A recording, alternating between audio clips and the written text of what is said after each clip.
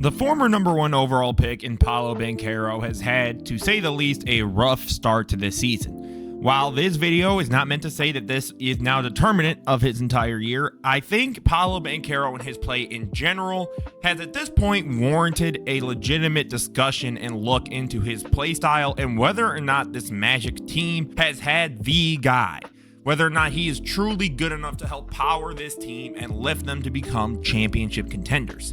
And I think we have to start with his scoring, but let's get right into it. So let's just take a look at some of these shots here from Paolo. One of them is going to come up right here. You get Patrick Williams on you, he's stuck to your hip, and you settle for a shot like this. There are going to be a lot of moments like this when you go through Paolo's shot chart, especially when things get down and dirty. Now, again, some of these shots are understandable, right? These are wide open threes. You got to take what you can get. But again, when Paolo gets downhill and he settles for the midi, I think in general this season, it's not really worked. Again, it's only 3 games. Like I said in the beginning, this is not an indicator of how his season will go. But I think just that first step, that struggle to get downhill is sort of tough to then make an opponent beat you that way, right? Because again, he'll settle. And most of the time, these middies are not his game. Like he'll take a lot of them and he'll get to like 40-ish% from the midi, but then there are times like that where he'll settle for the 3 ball because he just couldn't get past the guy, right? He does have step here, but I just don't think that's a shot that Paolo is really good at. That's not his game. Again, he tries to go downhill and then he ends up with a shot like that. By the way, that's all ball by Patrick Williams. And another big facet in the hurting of his scoring is just that lack of a quick first step. Let's just look here, right?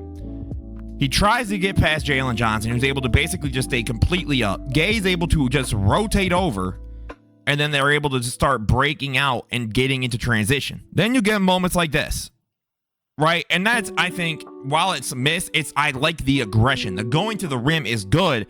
I just think his lack of a first step kills him, right? Because again, the lack of the quick first step here, just look at the lack of separation he really gets. Like, the defender sinks back, but then Paolo tries to get by him, but he gets a piece, right, and forces a really tough shot. And at that point, right, you've got Paolo trying to complain for a foul.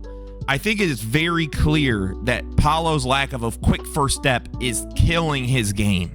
Because before, I think we all sort of had the thought that, okay, maybe Paolo had the Cade Cunningham problem, where he didn't have the spacing to operate and do his sort of style, but now he does. And again, moments like this is what Paolo needs to do. Put his head down, get down to the rim, and get stuff going. So again, I think that's the right idea. When you look at his frequency this season, that's the way you got to play it. I just think at this point, the way Paolo plays is going to have to change if he really wants to be the superstar that Orlando envisioned. The superstar that, you know, they built with Franz around him, with Desmond Bane to complement him and to take this team to the next level. I think Banchero's shot selection, quite frankly, is going to have to get better if this team really wants to be able to do something special. This is to let you guys know, me and my buddy Dream Hoops are on playback 2 days a week. We have a Discord. You should join there. We're talking hoops all the time, talking about rookies, talking about superstars, talking about role guys, whatever's happening in the league, we are in there and chatting about it. And we are in voice calls a good amount of the time. So you'll get to meet us, talk to us, get to learn about the game, talk about stuff with us, or give your takes. So don't forget to join all that. Link in the description. Of course, don't forget to leave a like, comment, subscribe. And now let's get back to Paolo and his playmaking. I think Paolo's actually a good to decent playmaker for this team. Again, I think similar to Jason Tatum and Brown with, you know, in terms of Franz and Paolo, I think they've always needed a primary guy to help them. But look at even a play like this. I love this action. You get the curl here for with Bane. So Vooch is covering. Ayo doesn't switch. Give it out to Wendell for an open 3. That's high IQ basketball, right? To not try and give it to the man rolling there in Bane and having that patience, right? Because he waits. Because he could have, and you see his eyes go to Bane. So he could have followed along, but he said, hold on. They left Wendell open. So I think the processing is actually very strong here from Paolo, and let's just get a look at something else. Let's get a look here at this play where yet again, Paolo seems to find a really good connection here with Wendell Carter Jr. Gets the, you know, the little down screen action bump, gets Davion onto him, right? Comes over, and I love this. Immediately, Wendell's like, I got you. Just hand it over. Bang. Gets the alley-oop. I think Paolo is a actually smart decision maker and passer. And I think that he has more than good enough capabilities, as we're going to see here in some of these other clips. But I think at the end of the day, Paolo has to really make sure that this scoring that we've talked about, that lack of that quick first step, I think it's hurting the other aspects of his game, because defenses are able to keep up with him, so he's not able to create that separation or that distance that other superstars are. And maybe some of the best ways for Paolo to create for others is through more off-ball actions to help get those guys open, right? Because again, that's a great play to KCP, but you wouldn't really go out of your way to say Paolo helped create that shot, right? You would say it's a really good off-ball action, but I like something like this. Right, you could slow down the game, and again, I think that is a incredibly smart read to make. Force Keegan Murray all the way across the court, and I think again, that is how you maximize Paolo Banchero in his playmaking, his ability. Because again, I think that quick step, that first step is a little slow. So I think at the end of the day, right, it's going to be hard to create it through the way Giannis, Luka, Cade, Jokic, some of these other guys, right? The way that they create through their first step, I think is going to make it more difficult. But again, I think he's a high IQ basketball player. I just think the talent at times hurts him in terms of the actual production. And then, of course, we know him as a defender, which I will never really go out of my way to slight him for. Again, is he an incredible defender? No, but he's a good one, and we're going to look into that right now. Let's get a look here at what Paolo is able to do as a defender, right? So Franz gets the hard miss, and again, I don't like the constant complaining here. I think some of this stuff is getting a little annoying, but this is a high athlete play right here. An athletic play, a tough play, right? Vooch does a great bounce, and Paolo just does a great job of meeting here at the apex and just stuffs it at the backboard, and there's nothing you can do about that. I like the way Paolo shifts. Again, I think he's a high IQ guy. This is smart basketball to come over. You have Patrick Williams as your primary defender. Again, as a Bulls fan, don't get me started on Patrick Williams' existence as a basketball player. Then slides over, goes, I can't let this through, waits with Giddey, and is able to get a piece. I just think the way that Paolo plays defense is smart. Again, is he the best defender in the league? Not even close. Is he a top 20 defender? No.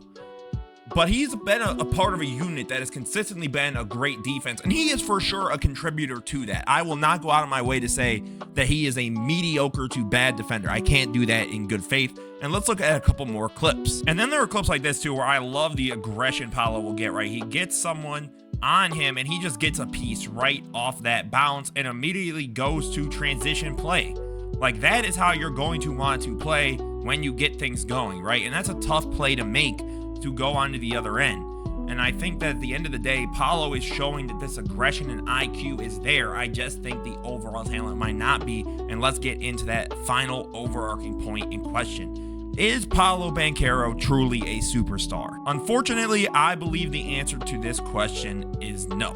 Now, I'm also of a belief that there's not many superstar players in the league in general. So take that with a grain of salt. But I think that he is a star caliber to like perennial all-star kind of guy. Now, is that a guy you give up that many picks to get Desmond Bane to pair with? I'm not sure.